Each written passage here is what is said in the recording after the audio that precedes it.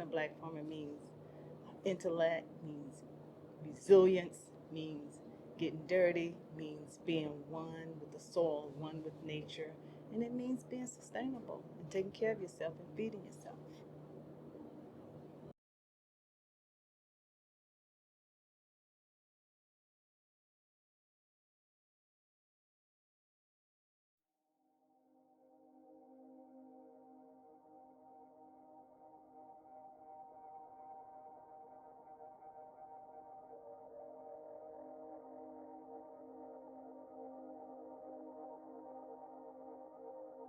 Pharmacist has three, I'm gonna call them golden rules. We have three goals. We have three objectives. The first objective is to learn, if you don't already know, how to work cooperatively. So number one is to work cooperatively as black women because somebody, I don't know who this somebody is, that y'all can't work together. But we show that we can work together. That's number one. Number two, health and wellness. Getting back to nature is always one of the best cures for getting well and staying well. And number three, economic development. And so that's what Pharmacist teaches how to work with others. And if you decide, you can make it a career. So what I told Pharmacists was we'll decide if we want to sponsor students to go to college. We can sell our food, we can give it away, we can share it. First, we feed ourselves. But again, we talk about the economics of it. So, cooperative work, we teach that. We teach the importance and the benefits of getting back to nature. And we teach economics.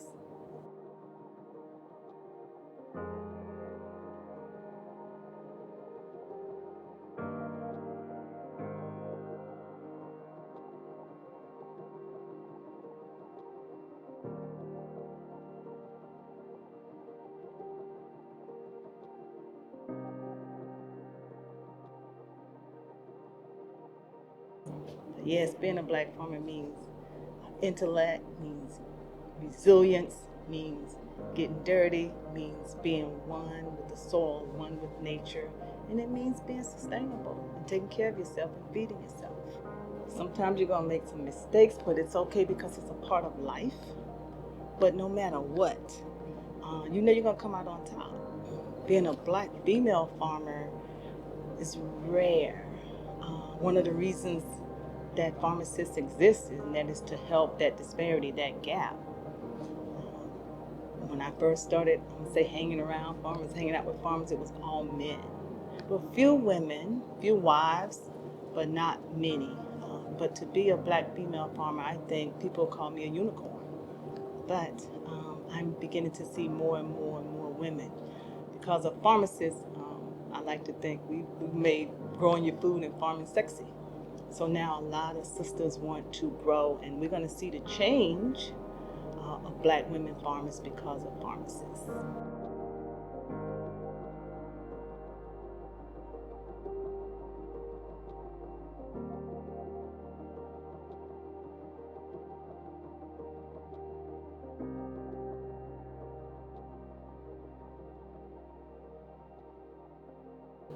I think black females should consider becoming a farmer.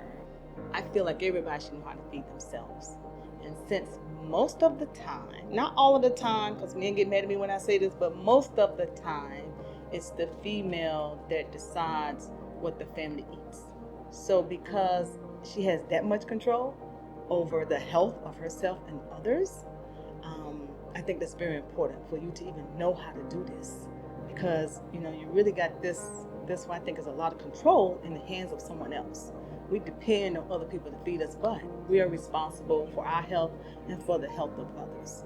Which sometimes when people say, "Bonita, who are you?" I say, "I'm somebody who cares about the health of others," and it starts with nutrition. Nutrition is the number one line of defense when it comes to our health.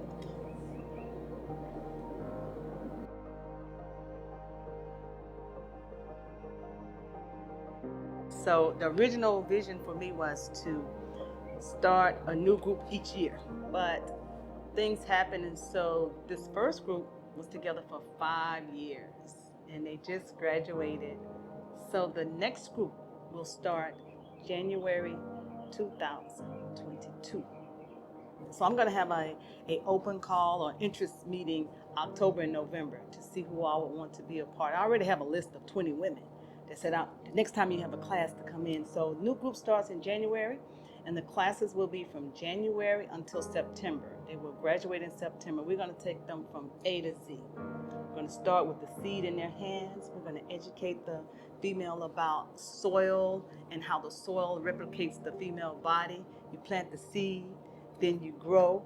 And we are going to talk about, again, those three objectives that we have. Also, the vision is for each female that goes through the classes or become a certified pharmacist, we're the real pharmacist, that becomes a certified pharmacist. She is charged with going into her community and teaching at least 10 women.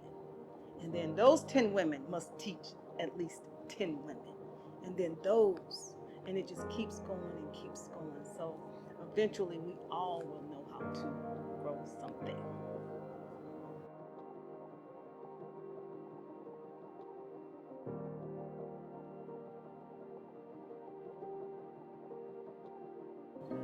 The community really can support pharmacists by growing something on their own. Each person just taking a seed and growing it on your own. That would be one of the best things we can do. And I like to give an example of that. Two of the pharmacists have a private school, and they took their knowledge and transferred it to the school. And think about all of those kids. They're planting that seeds in their minds. And so just planting seeds about growing your own food, educating people about that.